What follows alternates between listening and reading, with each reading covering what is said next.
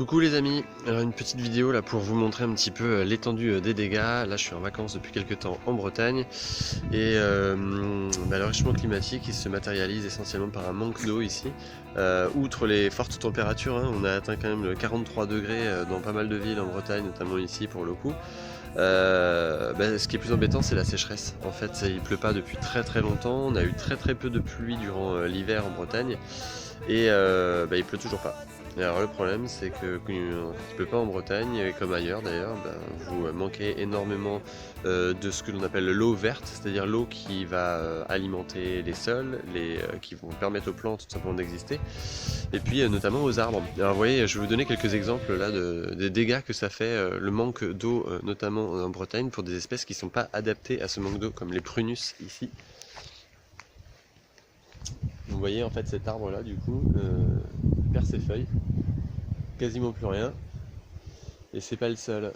Vous avez un autre prunus là où il se passe un peu la même chose, les feuilles sont tombées et puis le problème qui se pose c'est qu'il ne grandit plus et qu'à terme, sachant qu'on est sur la 3e voire 4e année où il y a un manque d'eau terrible, du coup ça s'améliore pas quoi. Alors là on a d'autres exemples. Ici c'est un pommier, alors normalement il donne à peu près tous les 2 ans. Et là il va pas donner grand chose, surtout que les feuilles ont tendance à ne plus pousser ou tout simplement à tomber. Summum du summum, regardez-moi ça, on se croirait en automne. Les feuilles des arbres tombent en décrépitude, ça sèche. Et on constate bien que cet arbre là il est quasiment nu bientôt.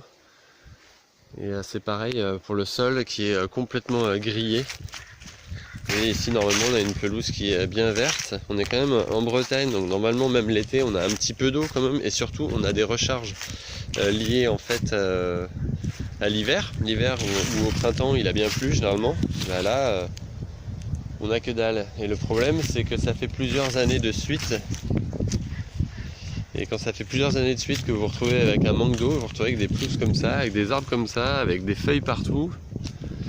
Puis en fait avec des manques d'eau verte, comme je disais, qui ont posé de sérieux problèmes dans les années à venir si jamais il ne se met pas à pleuvoir davantage. Alors on a vu le problème avec l'eau verte, c'est-à-dire celle qui est stockée dans les sols, qui sert de réserve pour les plantes, les arbres et autres, mais on a aussi le problème avec l'eau bleue, bien évidemment, qui est beaucoup plus visible lui.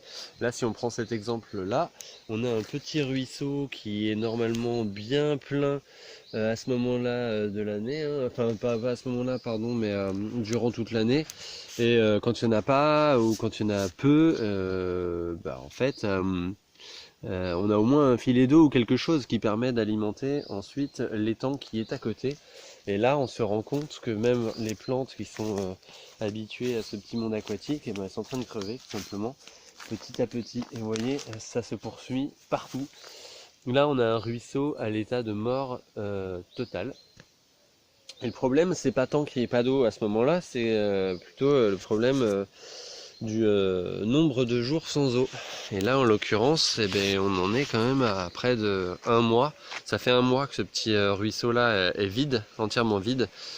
Donc forcément il y a des conséquences sur l'étang qui est à côté. Là on a des moutons qui s'éclatent parce que tout simplement il y a de l'herbe bien grasse, bien verte, tout simplement parce que il y a des arbres qui maintiennent l'humidité. Alors forcément il y a le petit étang à côté, donc ils s'en sortent pas trop mal.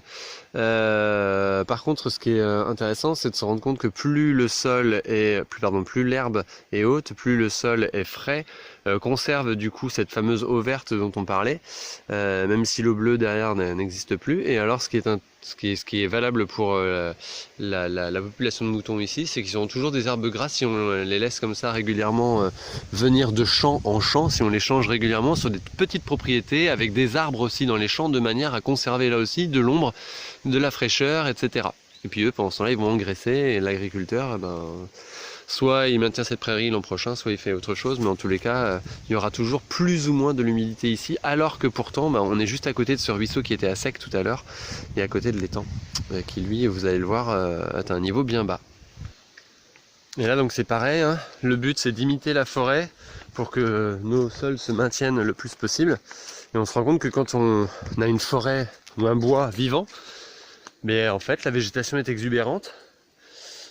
Ici on a laissé faire, et même s'il n'a pas plu depuis très très longtemps, eh ben ça reste vert. Et au bout du compte, on se retrouve, là vous voyez, un beau châtaignier là.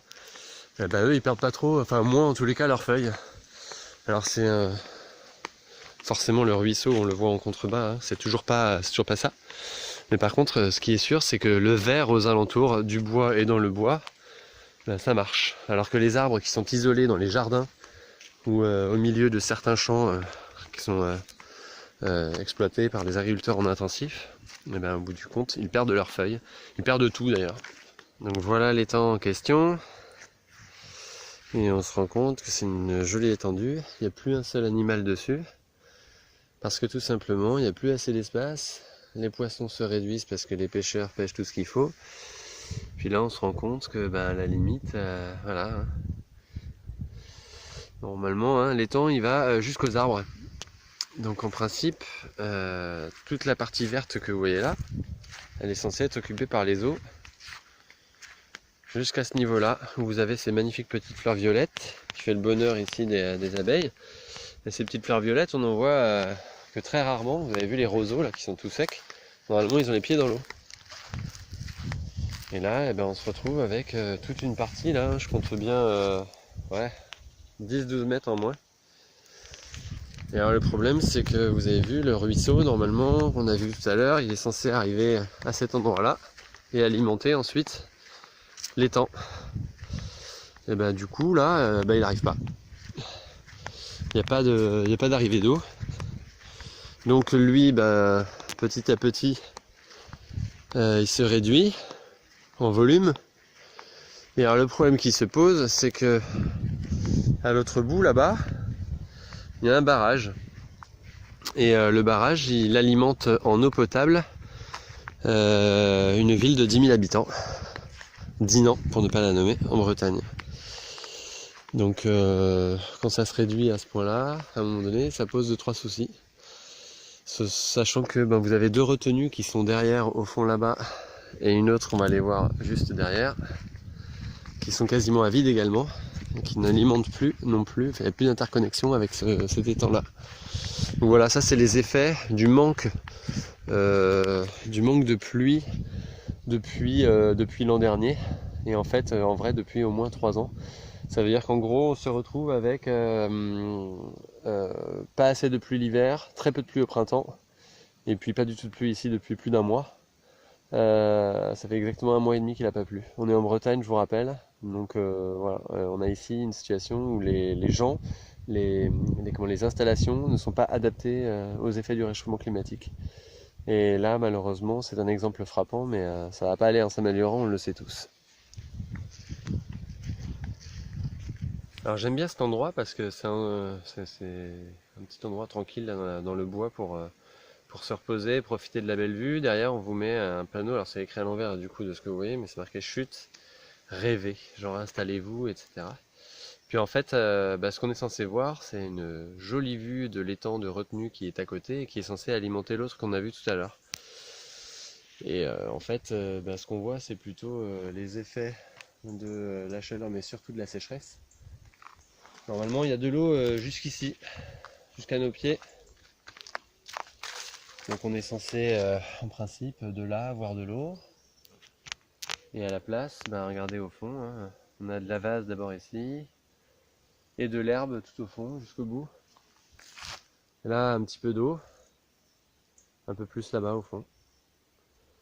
Et tiens, au fond, d'ailleurs, je sais pas si vous voyez, il y a des arbres qui ont perdu leurs feuilles, ou des feuilles qui ont jauni. Là, il y a... Putain, merde, des châtaigniers là qui perdent leurs feuilles en fait, quoi.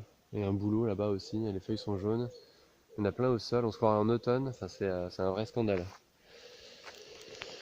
Voilà, bon, j'espère que je vous ai pas trop déprimé, j'imagine que c'est un peu pareil chez vous. N'hésitez pas à regarder les alentours de vos campagnes, prairies, forêts, bois, ou encore tout simplement votre propre terrain chez vous. Dites-moi ce que vous en pensez, ce que vous voyez éventuellement, parce que moi ça m'interpelle énormément, ça me fait vraiment très peur, parce que là on est vraiment dedans, quoi. Le réchauffement climatique, par les canicules extrêmes et la sécheresse extrême, c'est bon, on connaît. Et malheureusement c'est pas qu'une histoire de quelques degrés en plus ou de choses comme ça, c'est véritablement 1 mois et demi sans pluie, 1 an avec des précipitations très très faibles. Et comme ça fait 3-4 ans que ça se répète, ça devient compliqué pour la végétation. Et donc pour les animaux, hein. Cette retenue d'eau là, c'est pareil. Il n'y a pas un oiseau, il n'y a rien du tout. Normalement, il y a des foulques, il y a des grébupés, il y a des canards. On voit des poissons un peu l'été à la surface normalement. Là, rien du tout. Que dalle.